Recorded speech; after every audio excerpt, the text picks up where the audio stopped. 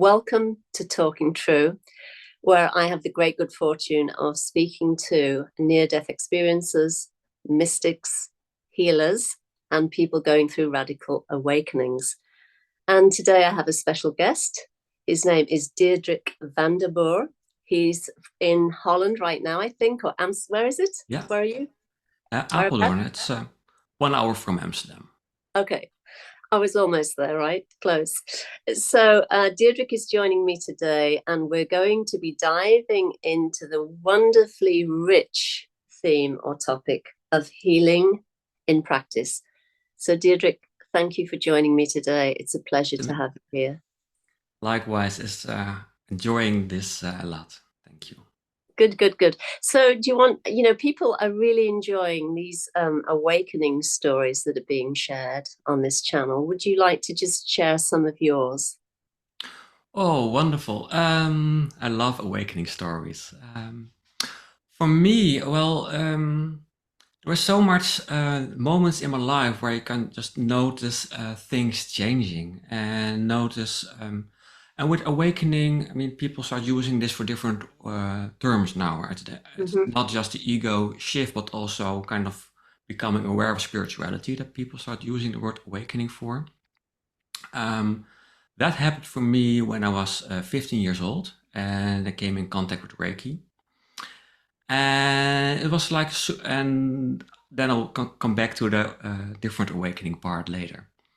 But for me, Reiki was like, I'm not going to touch that ever. Like I was so much being an investigator, want to understand everything from physics to chemistry to space travel to computers. And seeing a scene like that, I just wanted to get out of there, right? And fortunately for me, my mother was very enthusiastic and started practicing that at home, and I didn't like that, of course, either. But the first time I finally kind of allowed it, like, all right, Mom, you've been asking this so many times. Yeah, you can do some Reiki on me. And I felt everything. I could just feel the warmth, could feel the energy, and I was shocked and like, how can this be real? And that's kind of where I really felt like I have to figure out what this is. So that evening, I lay in bed and I was kind of like, well, so you put your hands on and you have this mentality of allowing it to come true. And all of a sudden I had this pilot flame in my hands and I was just practicing Reiki on myself. So somehow I picked that up, and apparently I have some, yeah, you could say talent for that. And I've been doing that for like 10 years, just on my own. I had a Reiki 1 class when I was finishing secondary school, or high school, I think you call it in English. So I was already moving into more spirituality and seeing all these things. And of course, this whole idea of awakening also comes along. And with Reiki 2, I had a few techniques, and the teacher said, well, if you're doing that, then you will get enlightened. I was like, well, cool, of course, I'm going to do that, like very often. Didn't work, but a lot started moving. And when I was feeling really bad at times, I would listen to Eckhart Tolle, and I just felt something in between there. Like somewhere he says, it's not about the words, but something in between gets transmitted. Yes. And I felt that, and like this peace, and like, whoa, something is there. And you just know that, like, that spirituality, like all the other stuff, it's nice, it's cool, it's, but part of it is also just ego. And it's a means of getting deeper. And here is someone just showing this natural being and talking about being the space instead of being the person who he is. And I was just listening to that a lot because it made me feel calm. It made me feel more comfortable, allowing to myself to move through difficult times. But this whole idea of awakening, it felt like this thing very out there, very away from what would be reachable. So I kind of put it on the side with the idea of, well, maybe if you're 60 and if you just practice your whole life, it may just happen. Who knows? And otherwise, well, we'll see, right? And listen to what's his name again? Rup Spira, some Achanti. But somehow I could not really connect with that or try to like, so you have to look different. And you're like, so if I try looking like that, then could I see, get that insight? Well, none of that happened. But all that time, there was this sense in between, so kind of not going into the extremes, but there is this middle road somewhere where you just feel called and you're kind of following that, wherever that train leads you. And moments where you feel like joining a group and getting something out of it, and a year later realizing that this group isn't that healthy, and you feel the same call saying, get out of there. I kind of trusted that and went along. So meanwhile, my Reiki experience grew. And for me, Reiki was like this tangible feeling of, well, so spirituality is real, and it kind of teaches you. It teaches you to surrender. It teaches you to kind of listen into a deeper sense of self. Yes. And for me, that was like the guiding principle all along. And that's what I also say, like wherever that takes you, whatever your path is. For me, at some point, I did some other healing modalities because for me, Reiki wasn't going deep enough. It did wonderful things for me. I mean, I was a stutterer when I was 15 years old. So having that gone through Reiki and more like handling my whole life and all the difficulty I've been through in my own childhood, it really kind of made it manageable.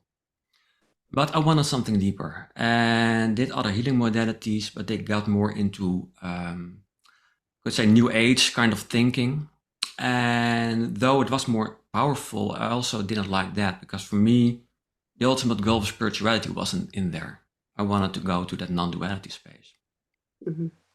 And when I was starting my own healing practice, an aunt of mine told me like, well, there's this other practitioner where I go for massage, and I looked her up, like to have a sense of all of that. And I saw her doing another healing modality called Vortex Healing, Divine Energy Healing. And it got me curious, and in some kind of overconfident way, I thought, well, can already do all that stuff, and well, it's a nice thing that there's something else out there. And then they advertised this thing of, well, it's a combination of healing and awakening. And that got me more interested. And I started reading upon that and already feeling that energy come in. I was like, this is an actual track on awakening. Like and she kind of leaned in like, well, is it really, or are they telling that? Oh, and at some point I was like, well, let's just do it. Let's just go in the first class, have a sense of that, have a taste of it. And if I'm not liking it, I can just go out of there and it's fine.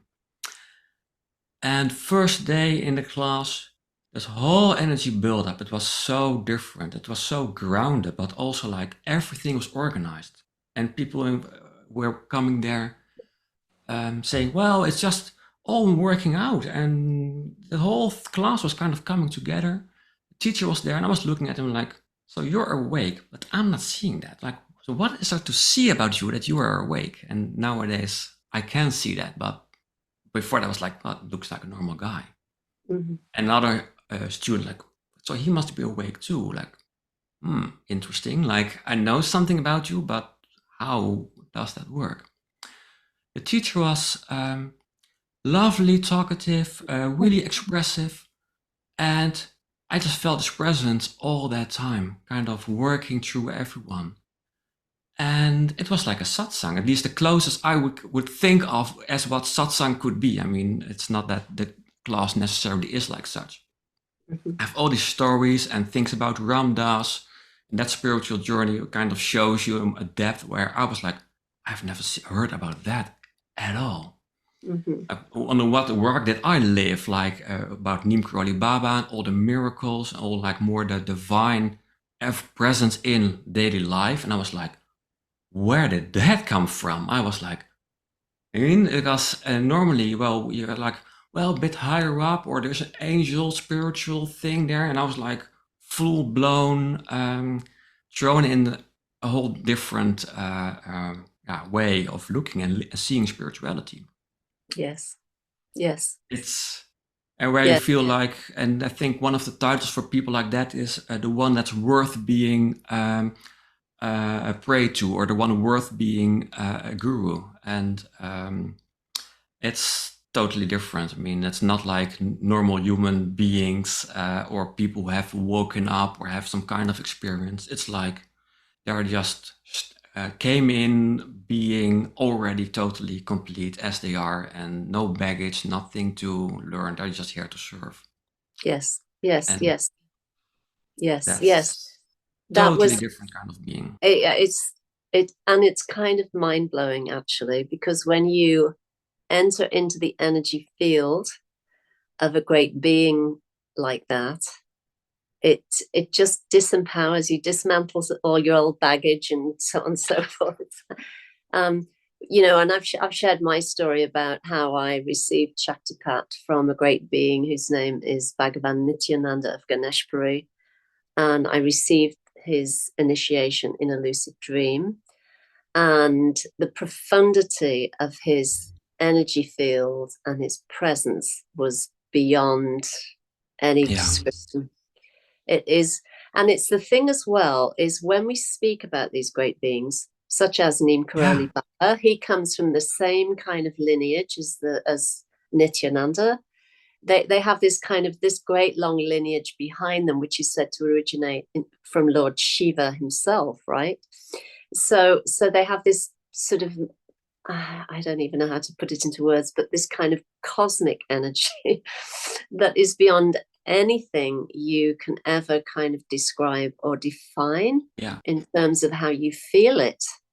And the thing as well is it doesn't just come and go, because even now as we're speaking about Neem Karoli Baba and Nityananda Baba, there's a transmission of their energy that comes through the discussion we have about them, and that is really, it's tangible, and people feel it already building up here. Like, yes, and it kind of calms me down in a way, because of course I'm kind of excited and a bit tense about, oh, we're doing an interview, and I already feel like, whoa, there it is. Yes. It's and really, it's a blessing to be with with them. And last year we went to the ashram of Mata Amritananda, also known as Amma, the hugging saint. And some people kind of surfacely see, oh, she's hugging or she's embracing people. And then you see what's really happening. And you're like, they're all over handling things, doing multitasking at the same time, being totally present with whoever is there, triggering, changing. And it's like, they're happy at one moment, they can cry at the next moment. Then they're like, oh, there are these people at the back of the room, they're really worried. Can you please get them over here? See, they know everything. At the same time, you're like, all right, no, this stuff is real. And it's just not that known, or not that publicly known. And I think they like it that way, right? It's for other people, it's like, oh, it's a kind woman, or it's like this a good, how do you call that? The organization that she always has, kind of helping everything out, like more. Like a humanitarian. Yeah, exactly. That's the word I was looking for. Yes. So, you know, so that's kind of the back scene of how they kind of enter in the space. And Vortex Healing is likewise powered by such a being. So it brings in a lot of power, and it's a very different energy healing. But its intention of that being is to wake everybody up, and that enters that lineage. Yes. So as you move on with classes, as you're deepening and gaining more ability for healing, at the same time your whole system is being worked out and kind of ripened to move towards awakening. And at some point it's just possible to kind of plop it, the whole thing, and there you are, like, oh, and that's not what I expected. Because that's the whole funny thing. You have all these fantasies about what I would be having or what would happen to me. And then that me that just pops and it's like, oh, like, what's this? And I had the fortune of experiencing that before being with a teacher, where like in between classes, I was just meditating on this and kind of felt like, well, I want this. It has to happen. Life was really going crazy at the time, psychologically as well, because I had a lot of things being thrown at me and hardly handling that. And I had this mantra for myself, like either I just go crazy or I wake up. Like, and I'm just going for it because I want to get a way out of this misery that I'm in. Mm-hmm. And you could just feel going deeper. And one night, it was one of those many nights where I just was restless. And in the middle of the night, like 3 o'clock, I would wake up out of pure stress and start meditating and moving in. All of a sudden, it went so much faster and so much deeper. And I was like, whoa. And it was this sign of it's just going to happen tonight. And I wrote a bit of a small poem about it. And it was this feeling of going deeper, feeling into emotion, feeling through their core, like where are they coming from? All these thoughts, all these beliefs going in, where does it come from? Where does it arise from? And most of the time you kind of bump against something that really convinces you like, well, but this is where it's coming from. But somehow I would go deeper. And at some point, there was this voice of grace that would just say, awakening is going to happen now. And something in my heart just sank. And all of a sudden, there was this radiant feeling inside where you're like, huh? And you can't localize it. And that's the funny thing. You cannot position it into 3D space-time or 4D space-time, like where is it? But it was radiant, it's open. But all this other stuff is still around. Mm-hmm. So the rest of the day, it would just still feel like good old me with an ego. Mm-hmm. And so 1 week later or a month later, even I said to my wife, like, I had a strange shift, but I'm not really understanding what it is. Nor am I going to make a lot of statements about this, because I don't really know what I've gotten myself into, or nor know how to kind of continue from here. Because all this energy was focused on that moment. And as that happened, and I think it's a good thing because as I see it now, I feel like these Russian dolls where you have these Matryoshka dolls. What you crack one open, or it kind of gets a drill, and you kind of see the next layer. Mm-hmm. And then you make a lot of statements about enlightenment and awakening, but the rest of the doll is still there. And you can drill even deeper and find the next layer, and at some point you can call it self-realization, and you can even go deeper and deeper all the way back, because if, like you say, these beings are teaching us anything, it's like there's no limit to it. We can just keep on moving deeper. So I kind of made sure I wouldn't make much statements or many things about it. And I feel like throughout the years of doing healing on it, that opening kind of widens. And then it becomes more visible in your daily life that something has happened. And in a way, it feels like this mixed thing where we're both humanly engaged, and you can be kind of out of it in a way, right? Mm-hmm. And there is this space and all this, like, whoa, all this openness. And then you're kind of in a situation where you're tired and fed up with things, and your daughter starts really poking you, and you're like, all over here. And you're like, how can this be if that other thing is also there? But it's kind of the beauty of it. Yes. Where it's kind of this mix where you just feel like being Charlie Chaplin attending a lookalike contest, but you become second place. Yeah. Yes. Where like all the humanness is still there. All the things are there. There's nothing to elevate. There's nothing to make it special out of, because it's the core of everyone. Mm-hmm. So what's there to make, ego wants to make it special. wants to make a thing out of it or put it on a stage. Or it's different, of course, when that's a natural kind of arising, or like if life moves you there. Like as you shared before this interview, like the way your kind of channel grows. It's like this natural calling. That's different. Yes, yes, But yes, yes, and have this. that's how it goes, right? I'd be interested to hear, just after your awakening, did you have any physical symptoms? Because I know I certainly did. I kept seemingly having, over a period of time, stomach issues. And, I'd get something like almost like a cold, and then it would go away. And I knew it was to do with some sort of purification, I guess is the best way of putting it, in terms of my physicality. Did that happen in your case? Not necessarily, but I think that's a combination of the healing and awakening that kind of alleviates a lot of that. It's not that it's not there, but I haven't really had these strong body-like symptoms. But nonetheless, some of the classes and being in that space with Vortex Healing, it can be really intense. Like really like where you're like having a break and like, like what just happened with me? Like so much power being working through all your stuff. But I think that kind of helps it, but nonetheless it can be really intense, and going through follow-up shifts, yeah, it's really intense.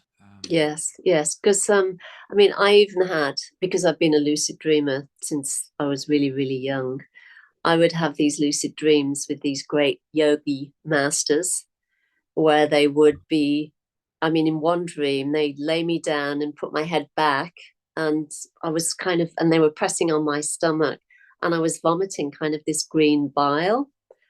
And it just felt like such a relief. And I knew that they were just purging something, that obviously related to another life or whatever. And I just felt so much better, when I came out of that dream. And then I had another dream where I was shown cracks in the subtle body, and the subtle body was being healed as well. Yeah. So I had many instances of seeing those kinds of forms of healing via lucid dreams, and of course in the Beautiful. yogic tradition, these are called kriyas, which are manifestations of movements. It can be emotional or physical, and they're manifestations of these kinds of movements of energy that then propitiate healing. Yeah, and there's a lot of healing involved, I think, in the whole awakening process. Because like you say, there's a purification or an emptying out. But we Mm-hmm. have like millions of lifetimes of stuff in our systems, which we're kind of purging out. And a lot of things you've already purged out in past lives, of course, but it's working from an energy healing perspective and seeing all these layers, it's a lot.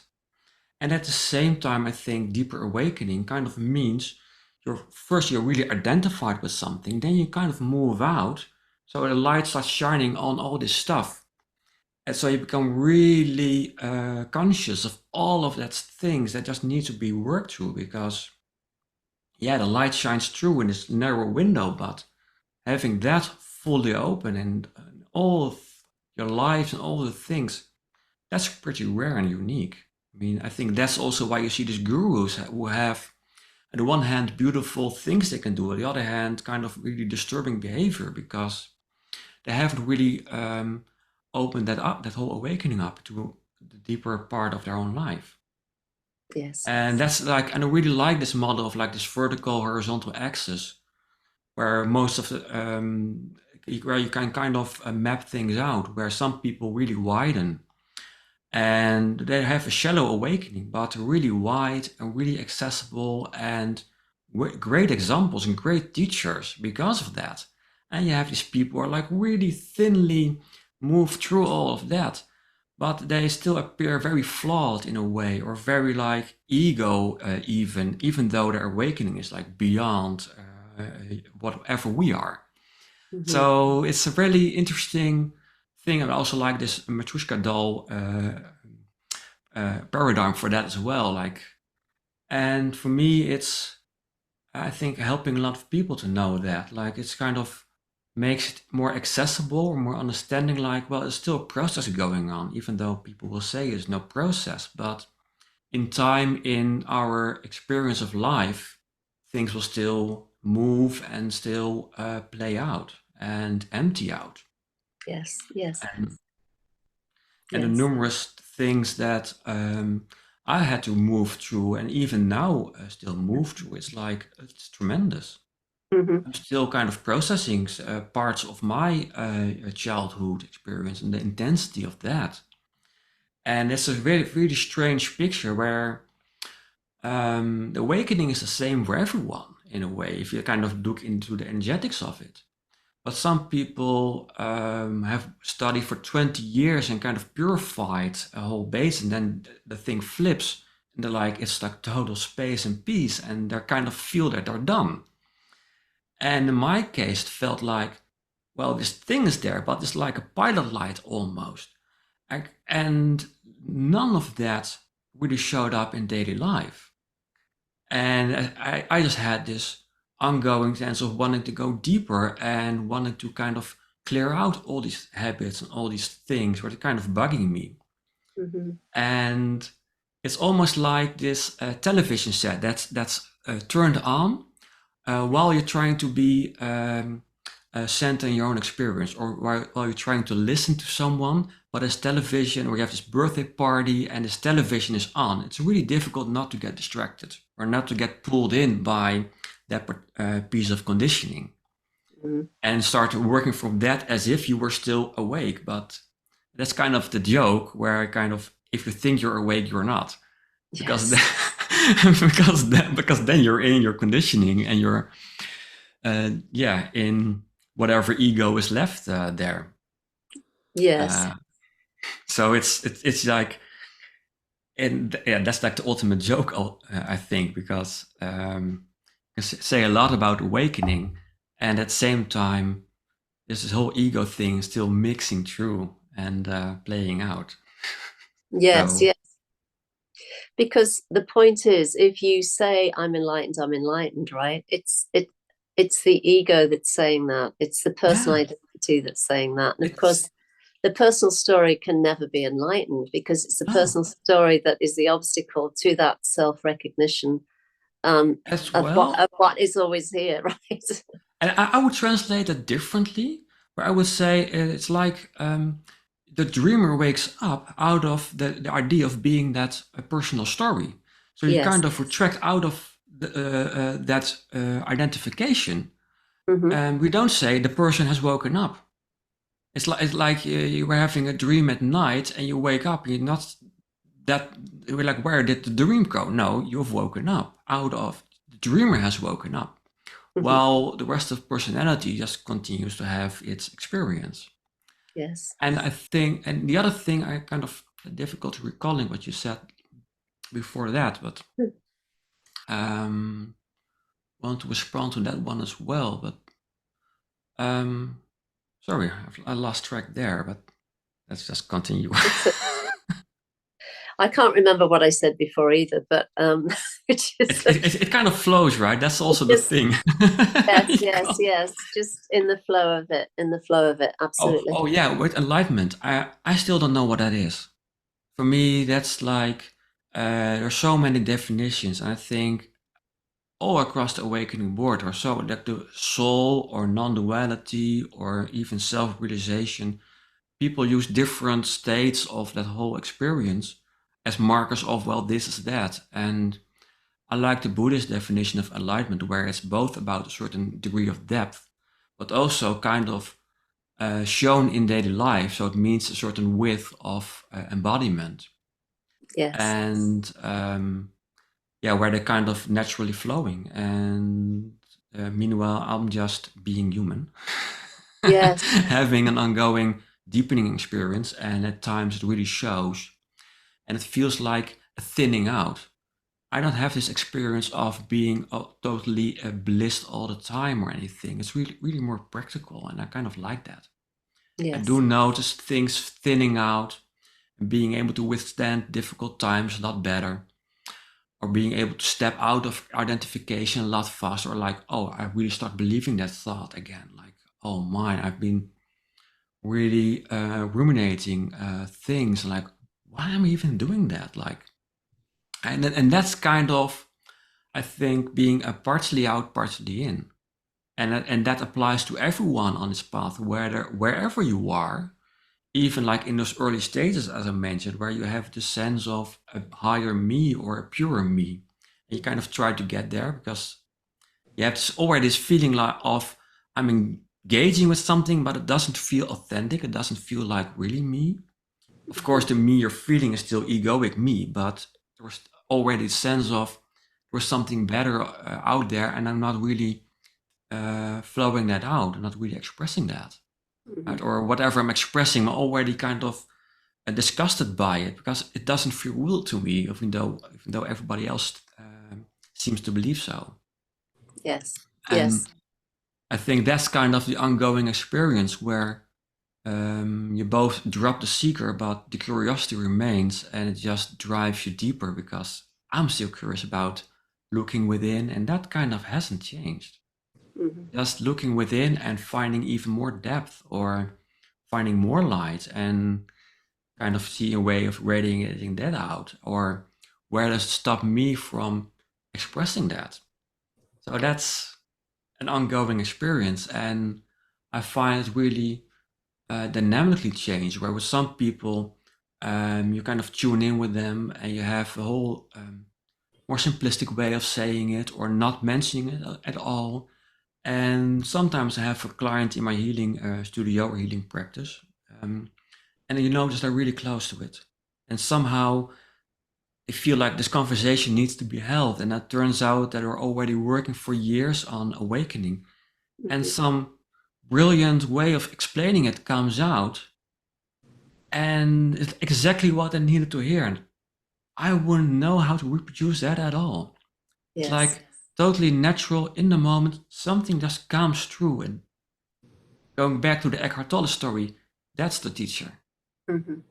The real depth of our being is teaching us all the time. It's moving us to all these things I really don't like, things I really resent. And yet it kind of shows me later on, like, well, if we hadn't done that, you wouldn't want to know what would happen instead. You know, Yes. it's Yes. somehow these beings are working through us. And I call them, I say beings for the sake of language, but it feels more like flavors of the divine. Right? Some people really feel like beings, or and being like Amma doesn't feel like a being to me. It's more like a flavor of divinity, all present everywhere. For Neem Karoli Baba, the same applies to me. Yes. Yes. Yes. And that's a different quality. And being able to kind of be in experience of that, I think that's a real blessing. And it Yes. humbles you straight away. Because whatever you think you have accomplished, it's like nothing in compared to that. And you see how natural it goes. And she seems like you have this auditorium with like 1,000 people in it, and she seems like the most natural, authentic person in the whole room, making jokes, having fun, and being totally herself. To me, like, for me, she feels like the person over there, but there's also this depth of what she has awoken to, right? And I think the inner Amma of ever present, or the inner divine mother, and you have the person where it kind of has a focal point of allowing more human version of that. And I think both exist at the same time, and sometimes that's kind of misunderstood, where people think like, well, they're all asking this person, but no, they're really asking this ever presence that's like all everywhere, and people are connecting with that or kind of get called in by that. Yes, yes. And I'm going to come back to something you said a little while ago, which I really loved. What I've seen, especially in some spiritual communities, is there's a drive to keep searching for bliss. You're on the kind of the bliss race, so to speak, Yeah. to find, and there's an idea that, and it's an ideal, that when you attain enlightenment, you'll be forever in bliss and nothing will ever touch, anything in you. And actually the opposite is true. What happens is there's still some pain, there's still difficulties, but you're able to meet those in a way that is very welcoming, and you invite those, whether it's emotions or psychological conditioning or whatever it is, and Yeah. you're able to invite that in a welcoming way, and then learn from it, and then integrate Yeah. what's there. And this is So spot on. this is, it's loosely called shadow work, right? Is what happens. But what happens, I found, coming into the presence of an authentic guru or siddha or avadut, whatever you want to call them, is that they awaken this energy within you, and within that is an invitation to kind of confront, I guess, the conditioning and the patterns and all of those things that come along with the psyche. It's sort of the Yeah. bag of the psyche. And if you don't do that work, then what happens is you become, as you so eloquently described, it's like your awakening is very narrow and kind of skinny, so to speak, as opposed to being really grounded. Yeah. And kind of like efficiently engaging with your humanity and the human aspects of who Yeah. you are, and really working with the psyche so that it doesn't become an obstacle, or it doesn't block you, or it doesn't hold you back from recognizing the truth of who you are. So that is really Beautiful important. said. And to continue on that bliss story, whereas this, like you say, this chasing of bliss, it almost becomes an addiction. And I think at least that's what my teachers explained. Like you have these yogic practices of kind of pumping up the energy and kind of moving through the crown, and yeah, it gets you into bliss, but it doesn't get you into awakening. And No. that's kind of I see a lot of make believe, hope believe. If I do this more and more and more and more, then I will get there. But you need this kind of inner guidance saying, "What am I actually doing here?" Right, Mm-hmm. and follow that. And the alternative, which I really like, is to kind of you say melt in the heart. Yes. And then it becomes a whole different, yeah, you could call it samadhi, or like this pumping up is also a samadhi state. I have no idea what samadhi really is, but um, this blissful state, yeah, it's beautiful, and maybe it will kind of create something in the background. Who knows? But for me, the more efficient way is kind of melting in the heart, Yes. and then you kind of melt all the way through, and that's why I really like lying meditation. Just laying down in bed, and it's Mm-hmm. like the most unrecommended thing because you can of course drift off. But all my awakening things that happened outside of being not with my teacher, but all happened in bed for me. I could Mm-hmm. just very deeply meditate and not be disturbed by body posture or tense muscles that I still have at various points, and just let it all sink in and kind of surrender in there and invite in there, and kind of for me it's kind of this whole looking deeper within becomes easier for me when I'm laying down. So it's, and then kind of it becomes this total space, and yeah, move in that and look deeper, and there's more light there, and like wow, like it's incredible. It's Yes. incredibly vast and deep Mm-hmm. at that moment. And then you see and you feel like how that kind of, you could almost say, bumps into the psyche and kind of highlights things and of course triggers stuff, and then kind of moves it out. At the same time, doing these kind of deep meditations, it could happen for me that the next day I would be like totally unconscious in all my behavior, where I was just so much stuff was being moved and being touched that it resulted in me being spinning stories and talking to myself about, well, this and this happened and la la la, I should be doing that. And I'm like, what am I doing again? And I Mm-hmm. think that's the awake space kind of inviting you back, and this light, inner light shining on the whole story, where you kind of start recognizing again, like, what's really happening here. Mm-hmm. Mm-hmm. And yeah, that's, I think, the whole summary from bliss to surrender. But I think that's a huge part of it. kind of surrender, and it comes with a sense of trust, and it comes with a sense of listening and kind of playing between the rules and trying a technique every once in a while, and then you like it, and then you feel like, well, it's time for something else, and really kind of flowing with that instead of being this really forcefully, this is the way, this is what everybody is saying, this is what my script, how I interpret the scripture or the sutra.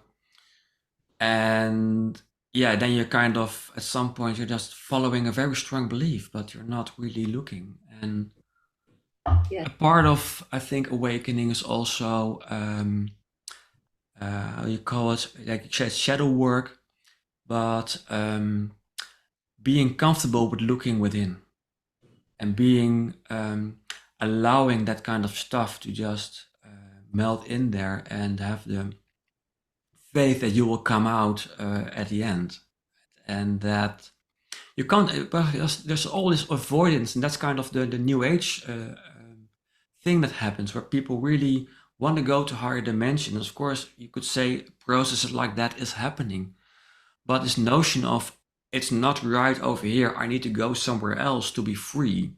Yes. It's like this total opposite, because you're in constant avoidance of your childhood trauma, of all the pains that you've endured in life. And the irony is, as soon as you're capable of looking at that and withstanding that and looking through that and even processing that, things become really conducive, I think, for awakening. Yes. And one of the things there I actually learned from a psychologist who was really, it was not focused on cognitive behavioral therapy, but emotionally focused therapy, which is actually a relationship counseling form of work. But he kind of navigated between that, and therefore invited me to look at my own stuff there. But he kind of showed me how refined I was of skipping over every emotional moment, how refined I was of not feeling my own stuff, because a lot of uncomfortable stuff is there. Mm-hmm. And I wouldn't even notice it, but he could kind of hear the tone of my voice change or something where it was like, you've done it again. You just skipped over something. What were you feeling back then? And really sitting with that. And it's part of what I was doing in that meditation of awakening, where feeling through stuff, seeing where it comes from, and you kind of start dismantling a lot of things in the process. Yes, and recognizing that everything is made welcome. Everything. Yeah. It's not better, better over here. If I ignore my anxiety or my frustration, it's much better. It's more spiritual. Let me go meditate, and try and get rid of it. It's more spiritual, a wonderful thing. Yeah. Like these very strict ideas about what it is, what you should be. Mm-hmm. And kind of trying to uphold that and not recognizing the drive below that. And I think some psychology is really helpful there to kind of see inner motives and see how you're just being driven by an avoidance of childhood pain, for example, to do something, and not, and with all the consequences it has. Right, and later on in life you will bump into them, and like you say, it becomes much easier to best be acceptance of what it is. Yes, and which doesn't mean that everything is all right. It can also mean you really feel like a boundary is necessary here, or I'm just going to speak up about this bullshit. Yes, it feels more like any response appropriate given the context. Yes. So every moment has an appropriate response. And from a natural flowing, that just happens. Instead of having this preconception of I should be responding like this and they should have done that. Yes. Or presenting as a spiritual person who doesn't ever get ruffled or doesn't get angry or show irritation or, or want to create boundaries or, give any pushback or whatever the story is. It's a great for the marketing brochure. Like there's this sense of, and I think, but I mean, Eckhart Tolle has a really deep awakening and a really wide one as well. So in a way, yes, that is his experience of not getting that triggered or even being at peace or whatever happens. But it's really seen as expected as, well, that's the thing I'll be getting as soon as that initial shift happens. And I think a lot of teachers don't really talk about the whole thing afterwards, nor emphasize that because it makes them vulnerable as well. Yes. And it really shows them like, well, the emperor has no clothes because you're sitting here for 1 hour being able to maintain this. But what's the kind of person you are when behind the stage? Yes. That's a great way. That's a fantastic way of putting it. I mean, you can sit in that space for like, and you can kind of BS your way or be really sound interesting or even believe that. I mean, that's the thing. If you haven't done shadow work, you believe that you're doing right thing, or you have one teacher who kind of flip-flops in almost, I call that bipolar response. Yes. And people still think, well, the teacher's always doing this out of their awake intelligence and they're being mistreated really harshly. And not like a guru who would kind of notice and do that in the right way, but they're just being mistreated. Yes. And you think, well, but they are awake and have been put on the stage. Got the crap. It should be below and like equal floor or. Yes. And yes. Amma has this beautiful way of seeing it because she is so deeply embodied and so connected. She doesn't see individual persons. She just sees God in everyone. And not as an idea, not as a sense of, if I deeply meditate, then I have this glimpse of it. Just as we would have a conversation now, she would just be seeing that. And notice, of course, that there are two persons. But when she hugs 1,000 people, you say, don't you get tired? She says, I've hugged God 1,000 times. Yes. And in the same way, where was I getting with this? Geez, it's late. But I think that's full awakening. That's full, everything you can have. And everything else is just being human. And we don't have to attain that kind of state, but it humbles you straight away and know like, well, we're just on a path here. And we're just doing whatever is appropriate and fitting for whatever we are as a human being. Both waking up and having this human experience, which is just so rich and lovely at the same time. Exactly. Yeah, and all of this, everything we've been detailing is about the healing process, the awakening process, being willing to go into those uncomfortable or difficult places, meet and greet whatever shows up, to put an end to the seeking bliss, to put an end to the self-denial, to stop turning away from the difficult situations or difficult emotions, and really honoring one's humanity as well as one's true nature, which is it's beyond but includes one's true humanity. And all of this is really what embodying self-realization is all about, and it includes the personal story. It doesn't deny the personal story. It honors it. So. I think that's beautifully said, and I think that's where you grow into as you have a practice for it, instead of following this sense of, well, someone told me like it should be like this. I think that's your biggest roadblock, to have this idea of this notion of how it should be. Yes. And thing of, well, it's over here, I'm going there. None of that's going to apply. And I really like this sense, or even I would almost say I would like bumping into things, because then I know where I have still work to do. Yes. And Yes. it's not entirely that way, because of course I have moments where I just feel really pissed off. Mm-hmm. And I'm not kind, and I'll be frustrated.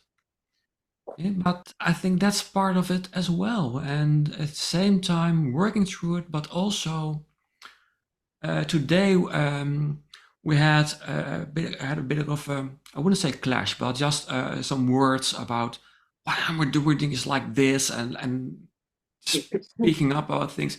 And kind of dropped it, as we were expected to go some kind of really big playground thing, and it all didn't work out. And it was exactly meant to be that way. All the children were tired. There was a wonderful space to connect in a different way. So I had to speak up about the frustration, but it was never meant to be going that way at all. So, and that's kind of the appreciation of life moving you somewhere, and you're in for the ride of it. And that's easier to say from a more comfortable place. And it's, for me as well, hard to recognize in a very difficult place. Mm-hmm. But looking back, I can kind of start glimpsing at that all the difficult times were here to kind of move me into something. Or it wasn't there for that purpose at all, but it just had to be played out. And you kind of, something constructive was made out of it nonetheless. I mean, I like leaving this space open for multiple reasons, not like really fixating things or like, oh, this is the cause or this must be karma. Like sometimes you slip, sometimes you just, I don't know, mess up, right? Yes. Or just have some crazy, bizarre accident. I rather like to have this space of not pinning people down, and because it becomes this victim blaming thing, even, right? Where you we just say, well, this because of that. And yeah, if it gives insight, that's beautiful. But if it gives you a bad feeling, then I don't think you're being helped by it. No. No. So Yeah. yeah, I really love moving beyond that theory or all those conceptual ideas. I mean, I've been in that mental box so long in my life, and being able to kind of let that sink down, it's such a big blessing. Yes, it's huge. It's Yeah, I huge. mean, I think people who have been through immense trauma can recognize that. When I was a child, I felt like this walking head, where like all this concentrated thing was there, and apparently there was a body below. Oh, it had to be fed and had to be moved around, because otherwise the head would not move around. But it's such a dissociated state in a way, or not or disconnected state. Yes. And it takes a lot of work to kind of move through that and sink through that. But yeah, it is possible. And younger me was really holding on to hopeful things and things that were kind of, I know, the spiritual books. And in a way, they helped me, or helped me alleviate some of the suffering.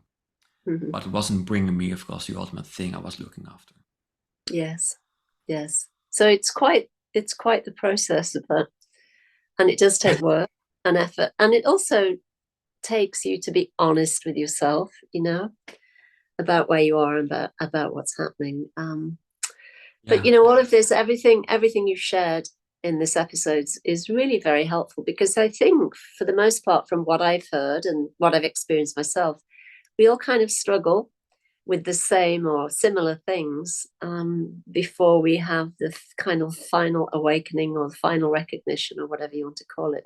And even then, it's almost like it never ends, because there's always this continual deepening into that, yeah, and into the self-recognition, and into the absolutely, movement of what that is absolutely. representing. I Yeah. think the initial awakening shift, it's almost like crossing a start-finish line. Mm-hmm. And if you're really honest with yourself, you see how much movement happened before, Yes. and it's just this like a page turner of you've become 18 years old. Like, well, all of a sudden, apparently you're supposed to be doing different things, but it's just a day shift. Mm-hmm. And which can be momentous for some people, and for others, it's just like, what did it actually happen? Mm-hmm. And we have this many expectations about it, and all these notions, ideas, and it's none of that. And the funny thing is, because you picture yourself in it, and the ego can't do anything else but self-reflect and kind of have a story about itself, or how it's so good at not being a part of the circle. Look how honorable I am by not being in the circle or not making myself the center point. Like having that honesty, you can say, of what is it that I'm really doing? Having the Yes. courage to look at it, the willingness. But I think also at times you have a practice where you kind of need a more positive outlook, where you need this sense of hope and support and building strength from that, because otherwise you're just going to burn yourself out for looking at the darker parts of yourself. Yes, for sure. So yeah, in that way, I do think some positive aspects are really valuable. I'm kind of returning to that a bit more now. I've really worked really hard on all the things that where I was bumping in a negative way. And now it's more like, oh, wait a second, you're not supposed to be missing that positive outlook either. Yes. So everything is included. Everything. Yeah, Yes. absolutely. And every response, every situation is valid or is understandable. And that's what I also strongly notice. Like, you have all this whole story about yourself, about feeling a misfit or feeling like wrongly baked in a factory or something. And then as you look deeper and as you kind of unravel your own story, you kind of see where it came from. And it's both from a healing point, I would say, many past lives, but also like a present lifetime, how you were upbringing, and also like the whole genetic influence. Like we have a genetic body after all. Yes. Kind of brings in another personality aspect of ourselves as well. So there's just a lot of things going on, all these different dimensions, all these different levels. And so it's a really thick layer, and it also brings in the possibility of being human. So it's not like to be thrown out or something. I mean, it's been like a tremendous work of a few million years, and you're also meant to enjoy that. Yes, of course, and have fun with it, and Yeah, play and and laugh. play, and life becomes playful in a way. But and the thing I was getting at with the psyche, it's like at some point I started recognizing how I was following certain patterns, or more like avoidance patterns, or the attachment styles. And with every client I get, I kind of you start seeing where they're coming from. And if you listen long enough, you start having a sense of it's totally natural that you're feeling the way you are, or that you're stuck in the way you are, because how could it have been otherwise, given everything you've been through? Yes. And it's a process of dismantling that partially. We don't have to dismantle all the thing for awakening. But I do think it kind of makes space, because there's, and it's, some people are really good at that preparatory work. Others, they kind of jump in and do that work afterwards, after crossing the start-finish line. Yes. And either way is appropriate. And I think it's just really helpful to have that, create that space. I mean, it's useful no matter what happens. I mean, it makes you a better parent. It makes you a kinder human, or someone with more compassion or less fear.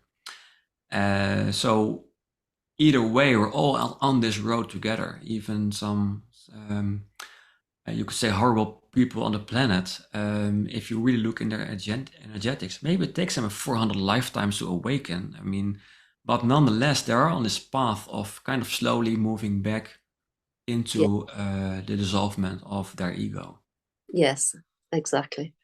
Which is a whole, other story of how it works. But yes, it's really incredible, Yeah. and we're each called to awaken, or led to that in our own time. It can't be forced or manipulated. It feels really paradoxical, and that's, I think, at one time, it's totally true. Awakening happens through grace. You have no control over it. you cannot, anything you can do is like, you can't do a rain dance forward or anything at all. No. And nonetheless, the fact that you're interested kind of hints at the fact that you're probably already on loop. Yes. And so there is this willingness kind of working through you already, working with you to move you there.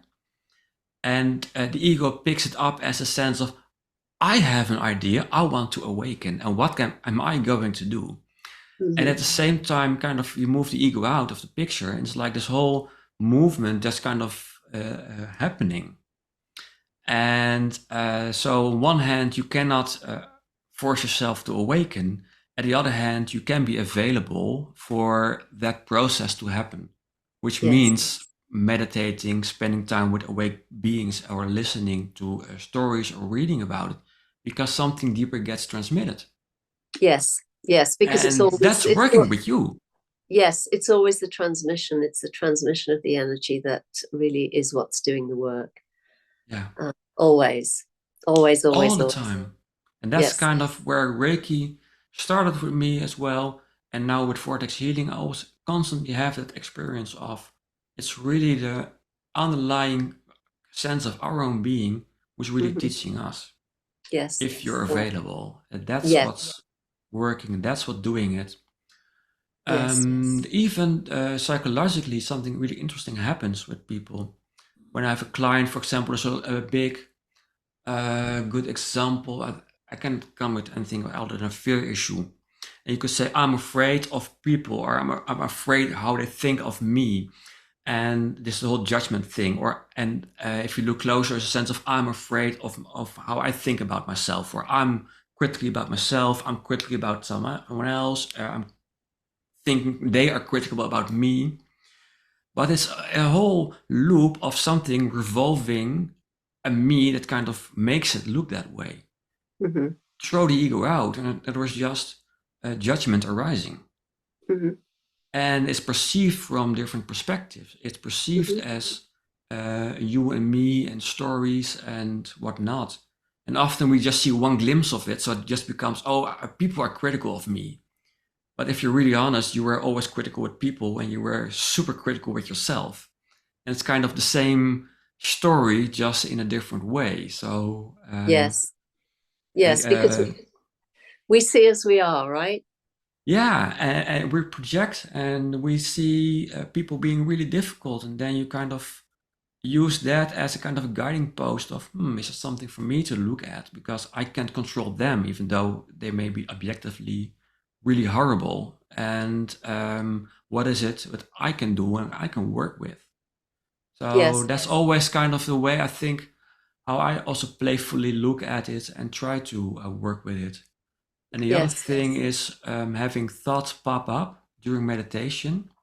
And instead of being really strict, like, I should not be thinking, I should be centered, sometimes these thoughts are for me like kind of illustrative of some deeper process. So kind of not buying into them either, or really strictly believing them, but kind of using them as a guiding sense of, all right, what's there for me to look at? Because these thoughts came from somewhere. And there's some deeper unconscious part of me that's kind of generating that. And I'm going to look at it. Where is that sitting? What's it doing with my life? Yes. And I really like that way of meditating and kind of moving through stuff. And the way my psychologist back then taught me to really feel emotion, really allow feelings to be there.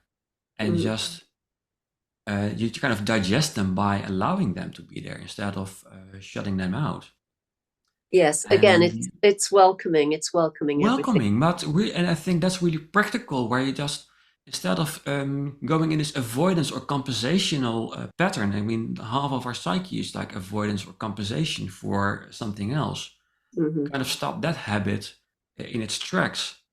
Yes. And it's like, oh, this is what I'm doing. And I mean, every psychological healing for people, every psychological thing in therapy, it's always that kind of shift, where you start recognizing something deeper, which was before just running the show automatically.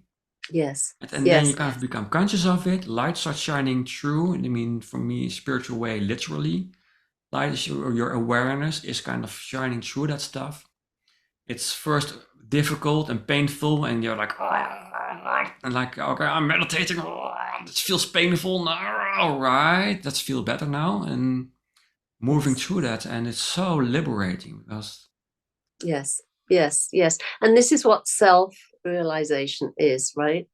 It's yes, realizing the self, the true self, and at the same time, realizing and recognizing the patterns and the conditioning that need to be welcomed in and invited and and integrated.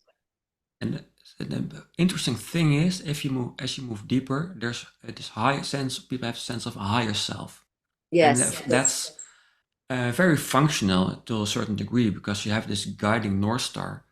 But at some point, it breaks down because that's just part of your own ego story too. And it's just this construct that kind of almost scaffolding to create an ego. You have to create a sense, yeah, all that scaffolding can go. And there is just more space, more openness, and more natural arising instead, because Yeah. ultimately, just feeling like being this light which has no name, but we kind of call it awareness and intelligence and light and love and being, perhaps. But it really has no name, it has no location in 4D space-time, nor Mhm. in all the 10 dimensions of creation. Like, it's beyond anything. So even universal, I mean, universal energy, it's beautiful, but there's something way deeper out there, which kind of at the same time permeates everything. That Mhm. is in and out.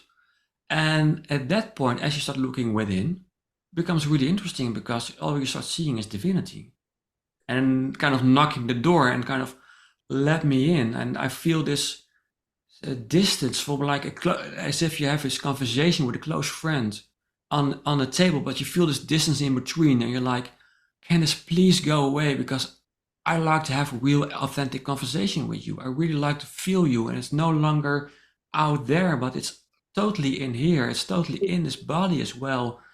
Let me meet this, please. Let me Mhm. dive into that and get a glimpse of what this whole thing is really about."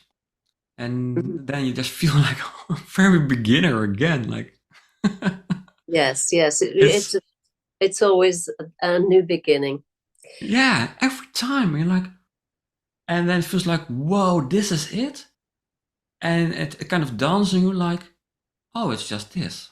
Mhm. And you Mhm. can go deeper again. So I'm Yes. no longer It's buying the sense of someone saying, well, the process is done, or well, at some point it finishes. Yeah, certain aspects finish, but the process itself keeps on going. It keeps on inviting us in. indeed, It's such indeed, a, and indeed. it's a wild ride because yeah, going deeper in lights things up, and Yes. then you Yes. have more processing to do and more healing work to do, and yeah, that's for me where the healing comes in as well, and Yeah. um, kind of stay on track because otherwise, well, you really start feeling that at some point, I think. Yes. Well, I'm just looking at the time. I hadn't realized how Me we've been neither. talking about. But before we wrap things up, let me just invite you, Diederik, to tell everybody where they can find you and how they can get in touch and so on and so forth. Thank you. Well, I have a healing studio in the Netherlands, but I also work online with people, and it works just as well online. So, and I have an English version of my website as well. So, for most English people listening, I'm in the Netherlands, so I'm in European time zone. But yeah, healingandpractice.nl and then /en, you can find the English version of it.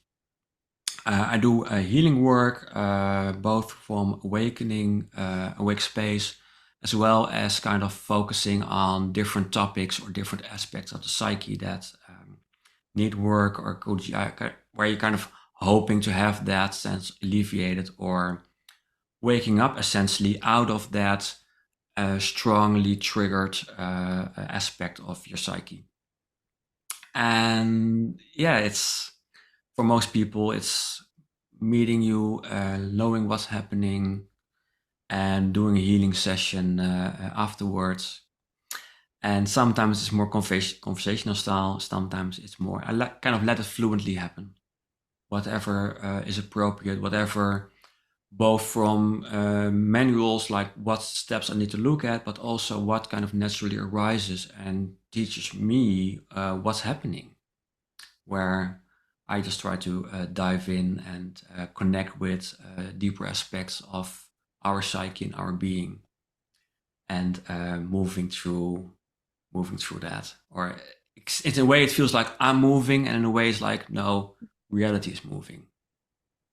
And yeah. yeah. And you're on Instagram as well? Yeah, I am. It's at Healing in Practice as a handle, and I'm on Threads and on Facebook. And nowadays I've gone more active on Threads, and I honestly find Instagram really difficult with making these picture perfect posts and stories. I find it really difficult to kind of find my mood there some way, expressing myself there, and maybe it changes as something else moves through, but I kind of see where that takes me, and it's a work in progress, work in practice. Yes, very good. Well, I'll have all your links anyway in the show notes, so if people want to find you, they can just click and go. Wonderful. So, Diederik, thank you so much for joining me today. This has been really great. I've really enjoyed this conversation. Thank you. Thank you very much. Likewise, it's a pleasure talking to you, and I really enjoyed this as well. Thank you. And thank you, everybody, for joining us today. I really appreciate it. We really appreciate it. If you enjoyed the content in this episode, then please let people know. Share this great content. And if you haven't already subscribed, I would appreciate if you subscribe too. So thank you once again. I really appreciate you being here. Take it easy, be well, and bye for now.